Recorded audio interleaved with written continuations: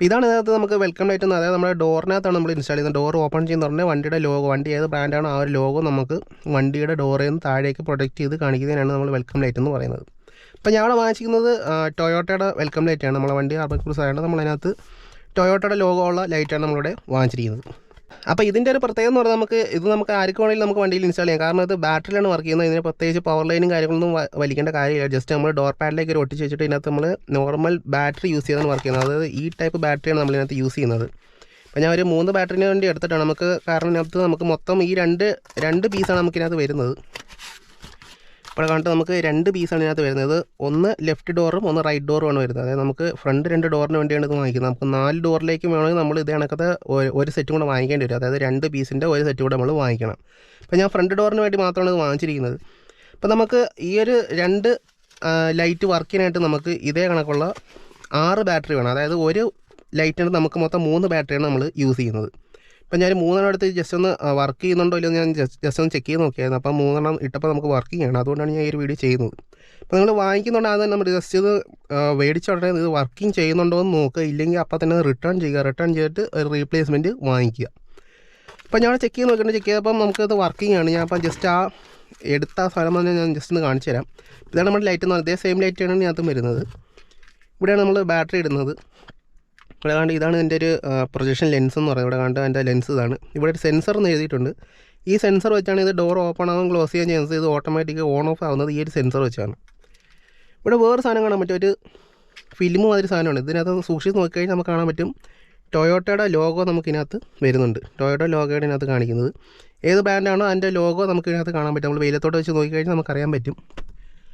ഇനി നമ്മൾ നോക്കിക്കഴിഞ്ഞാൽ നമുക്ക് കാണാൻ പറ്റും ടൊയോട്ട എന്നതിനകത്ത് എഴുതിയിട്ടുണ്ട്. കാണാൻ പറ്റും ടൊയോട്ട എന്നുണ്ട്. അപ്പം നിങ്ങളത് ഇതിനകത്ത് ഇടുന്ന അനുസരിച്ചായിരിക്കും ഇതിൻ്റെ ഒരു പ്രൊജക്ഷൻ വരുന്നത്. നിങ്ങൾക്ക് ചിലപ്പം ലോഗോ നിങ്ങൾക്ക് തിരിഞ്ഞ് മറിഞ്ഞ് വരുവാണെങ്കിൽ ജസ്റ്റ് ഇത് ഊരി തിരിച്ചിട്ട് കഴിഞ്ഞാൽ നമുക്ക് ആ ലോഗോ കറക്റ്റ് ചെയ്യാൻ പറ്റുന്നതാണ്. അപ്പോൾ ഞാൻ ജസ്റ്റ് എൻ്റെ ലോഗോ ഈ രീതിയിട്ടാണ് കറക്റ്റായിട്ട് പ്രൊജക്റ്റ് ചെയ്യുക. അപ്പോൾ ഞാൻ ലോഗോ തന്നെ ഇട്ടിട്ടുണ്ട്. ഇവിടെ നമുക്കൊരു പവർ ബട്ടൺ വരുന്നുണ്ട്. പവർ ബട്ടൺ നമ്മൾ ഇത് ഓൺ ഓഫ് ചെയ്യുന്നതിനാണ് ഈ ഒരു പവർ ബട്ടൺ വരുന്നത്.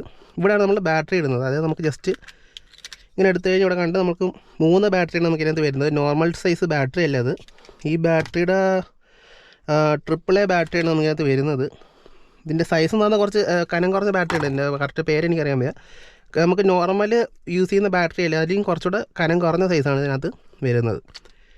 അപ്പോൾ 3 ബാറ്ററിയാണ് നമുക്കിതിനകത്ത് യൂസ് ചെയ്യുന്നത്.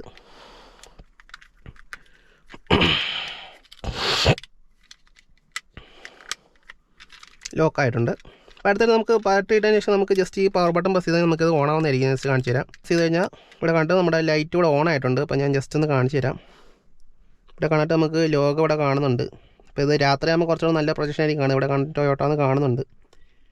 അപ്പോൾ ഈ രീതിക്കാണ് നമുക്കൊരു പ്രൊജക്ഷൻ വരുന്നത്. അപ്പോൾ ഇതിൻ്റെ ഒരു സെൻസർ എന്ന് പറയുന്നത് നമുക്ക് ഇതിനകത്ത് തന്നെ നമുക്ക് വേറെ 2 പീസ് കിട്ടുന്നത്. ഇവിടെ കണ്ട് നമ്മുടെ 2 സെറ്റ് വരുന്നത് ഇവിടെയാണ്. ഇവിടെ കാണാട്ട് നമുക്കൊരു 2 ഇത് വരുന്നുണ്ട്. അതായത് 2 മാഗ്നറ്റാണിത്.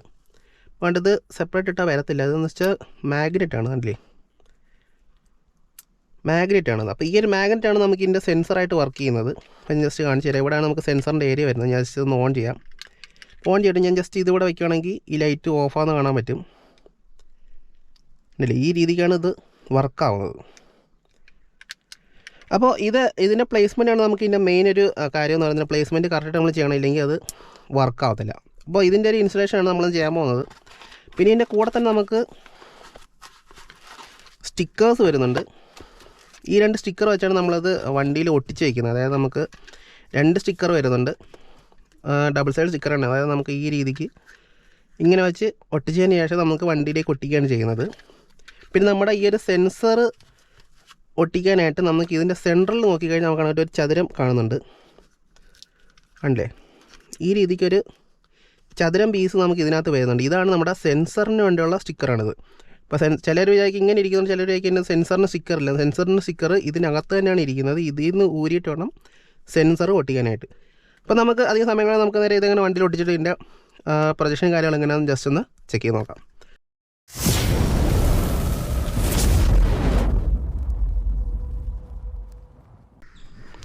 അപ്പോൾ ഞാനത് ഒട്ടിക്കാനായിട്ട് ഉദ്ദേശിക്കുന്നത് ഈ ഏരിയയിലായിട്ടാണ് ഞാൻ ഒട്ടിക്കാനായിട്ട് ഉദ്ദേശിക്കുന്നത്. അതായത് നമുക്ക് ഇവിടെ കാണാൻ നമ്മൾ നോർമൽ വണ്ടിയിൽ നിന്ന് ഇറങ്ങുമ്പോൾ നമുക്ക് കാല് തട്ടുന്ന ഏരിയയാണിത്.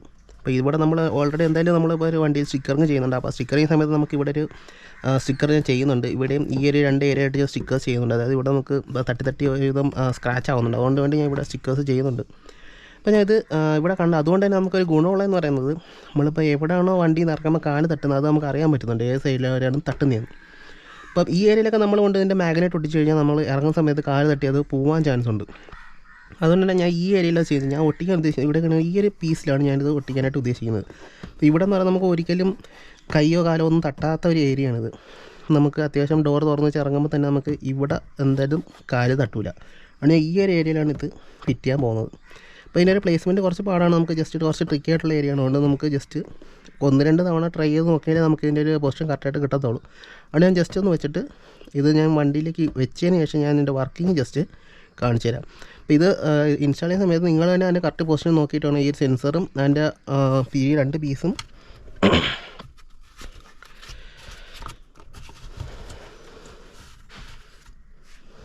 ഈ 2 പീസും ഈ രീതിക്ക് അലൈനാകുന്ന രീതിയിൽ വേണം നിങ്ങൾ ചെയ്യാനായിട്ട്. അതായത് ഈ ഒരു പീസ് ഞാൻ ഇപ്പം ഇവിടെ ഇങ്ങനെ വയ്ക്കുന്നതായിരിക്കും, ഇവിടെ ഒട്ടിച്ചിരിക്കുന്നതായിരിക്കും.